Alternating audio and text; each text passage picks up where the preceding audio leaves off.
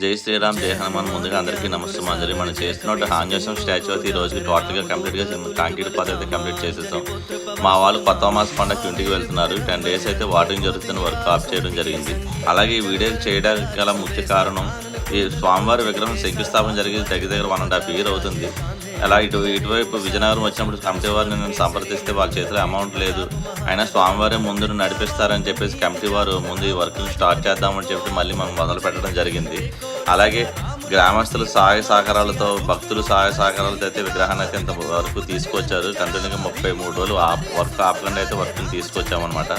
అలాగే ఇటువంటి దేవతామూర్తి విగ్రహాలు కానీ దేవాలయాలు కానీ కట్టాలి అనుకుంటే పూర్వజన్మ సుకృతం ఉండాలి అంటారు మన పెద్దలు.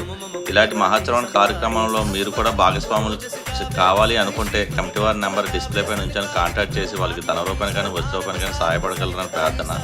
జై శ్రీరామ్, జై శ్రీరామ్, జై హనుమాన్.